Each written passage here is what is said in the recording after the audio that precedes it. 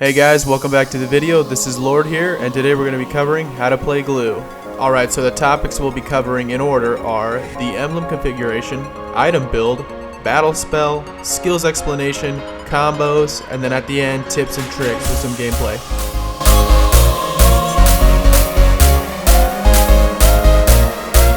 Alright, so this emblem set is going to be exactly the same as the one I have for Atlas. Alright, so first thing we have here is Firmness, which is going to give us some physical defense, max that one out. The second one's Fortress, max that one out, also more physical defense. Alright, and so for the last thing we have Concussive Blast. Every 15 seconds an AoE attack around your body will do some magic damage to enemies. This thing is amazing, I love using it on Atlas. Atlas and GLOO both tend to be very close to the enemy when they're fighting, so this emblem set's perfect for both.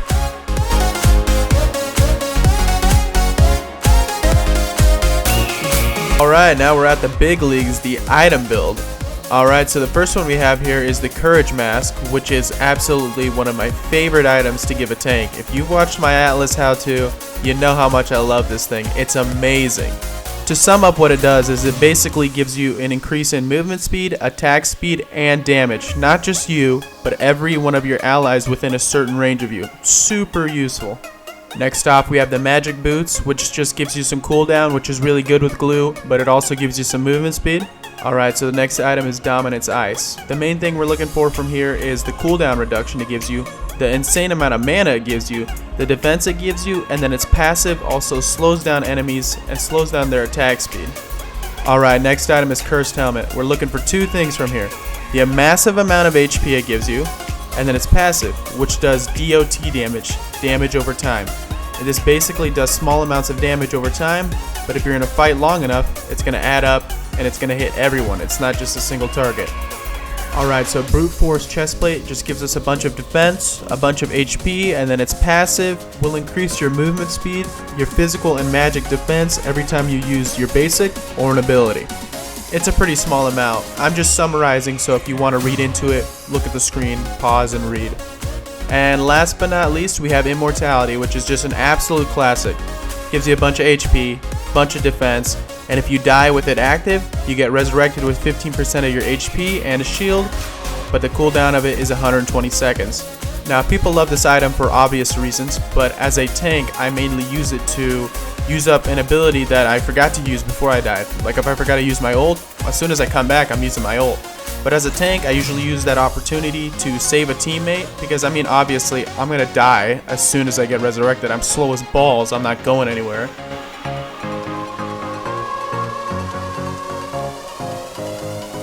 Alright, so I have a couple battle spells here, two of which are for when you're playing solo, and then one of which is when you're playing with an ADC. Alright, so the first one we have here is Execute. You want to use this when you're playing solo, because you want to be able to get kills on your own. You can't always trust a random person. But if you're with your teammate, with your ADC, you don't want to be the one who gets the kill. So Execute is not going to work when you're with a teammate, but alone, it'll be good. Alright, so Flicker, it's a pretty good one. It can get you in and out of a situation pretty good, but this spell is generally useful for almost any character. It's pretty good for him. I would recommend it if you don't like any of the other ones, but the last one is my preferred one. And so lastly, we have Petrified. Now this is the one you're going to want to use when you're playing with your ADC, somebody who's playing ADC that you know. Stuns are the game. You want to get as much stuns as you can. Petrify is another stun. This is going to help your ADC out tremendously, and it's not going to get you the kill, it's going to help them get the kill, which is what you want.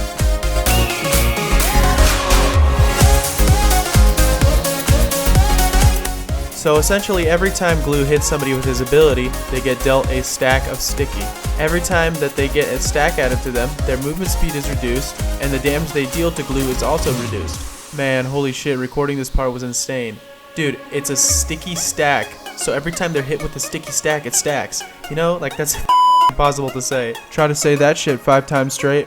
So for his first ability, we have Slam Slam. GLOO reaches out and slams the floor. That's definitely a unique way to start out a description. Essentially, once he uses that ability, he does some damage, and then where the ability ends off, he leaves a goo on the floor. Now, if that's not some suspicious ass shit, I don't know what is. Now, if you just wait 3 seconds, the goo will explode and immobilize enemies for a second, but also if GLOO himself touches it, it can explode immediately. So if he touches his own goo, it explodes? That's a little f***ing sauce, mate! So this third ability, Pass is actually pretty simple. He basically stretches his arm out, deals some damage, and immobilizes enemies for half a second. If his skill hits a goo that his second ability leaves on the floor, he will grab it and fly towards it, dragging enemies with him. Alright, so his ult, which is split, is kind of complicated to explain. He basically splits up, and then he has a bunch of little goos around him.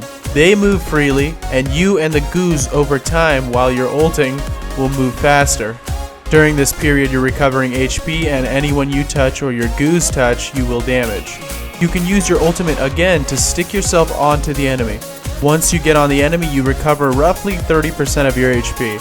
When you're on someone's body, you can cast skills all you want, and your cooldown is halved.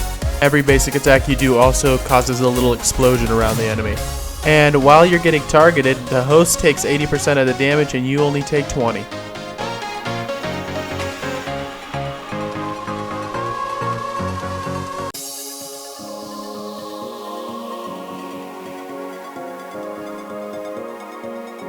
So in this first clip, I'm alone, so I have Flicker. I use it to engage on the enemy. I use my first ability, then I use my second ability. I collide, collapse, stun, and then my Emblem Set passive activates. I deal a bunch of damage and get a kill, at least a kill for the ADC. So the second clip is basically the ideal combo you want to use. First ability, second ability, jump on them, stun them, deal some damage. Then ult, let your little guys hit them a bunch. As soon as you have your passive stacked up, jump onto them, keep using your abilities, deal a bunch of damage and kill them. So those are the two main combos you'll be using with this character. Go around, experiment on your own, use your abilities, learn to play him. The only other one combo I can really think of is using your second ability and then your first ability. So instead of flying over there, all you'll do is hit them twice, which you can use to poke.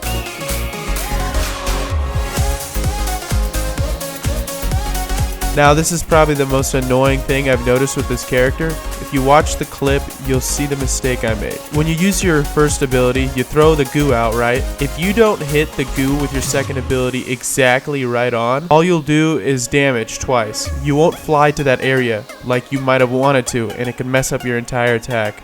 Another useful thing to not forget is when you use your first ability and then your second ability, you fly towards the goo if you hit it correct. Don't forget that you also pull enemies in your way with you. So right here in this clip, I pull Zilong back towards the base so he can't run away, and then the team dispatches of him, easy. Now when you're using your ultimate and then you click it again, you get on top of an enemy that you choose, right? So when you've already used your ultimate and you're now on top of an enemy, don't forget that you can use your abilities, so you can still do the engaging combo, but you can do it in the opposite direction to pull the enemy that you're on towards your friends. So in this clip, I'm not really in the fight, but I use my engaging combo in order to stun the enemy and let my team kill them.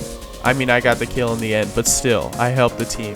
Alright, so this is a really cool trick I figured out while I was playing him. Now, you probably won't run into this in ranked because you can only play one character for either team, but if a goo is on top of you while you're playing goo, and you use your ultimate, they will be forced off of your body. I guess they can't be on top of you while you're ulting, because you're not a character anymore, you're just a bunch of goo balls.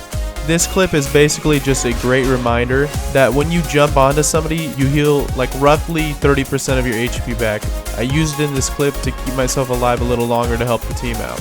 This is just another reminder that when you're ulting on top of somebody, you can use the engaging combo to bring them back towards your team and get them killed. This is super useful. It's one of the main things you should be doing when you're on top of somebody during your ult.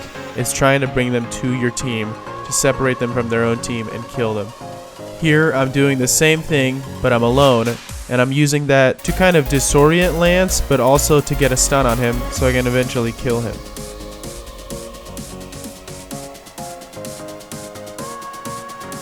Here, I'm basically using the full combo. I'm engaging, using my ultimate, damaging, trying to stun, helping my team. But once I'm on the enemy, I use the engaging ability again, but I use it towards another enemy that's following one of my friends who's gonna die. This ends up bringing the enemy that's gonna die closer to the base, but also stunning the other enemy. So I get 2 stuns in, I get a kill, and I'm able to help my friend. Now this is something I would find myself doing a lot when I was first learning how to play him. Accidentally using the engaging combo and killing myself. In this video, I use it to go into a tower with no HP. I didn't intend to do that, I was just trying to poke him, but then I ended up dying. So just watch out for that.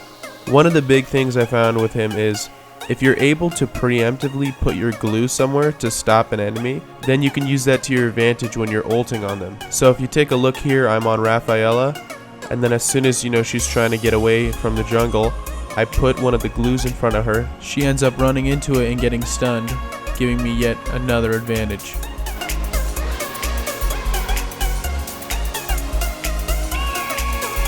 Well, in conclusion, Glue is a pretty fun character, and if you really don't like tank, I think you just might like him. He's not the best tank per se, but he's definitely very fun and interesting. So if you don't like tank, you want to learn a tank, definitely try him out. He's pretty fun. Alright, I appreciate you guys watching this video. If you liked it, like the video. If you didn't like it, like the video. I don't give a shit, like the video. And I'll see you later, you f***ing clowns.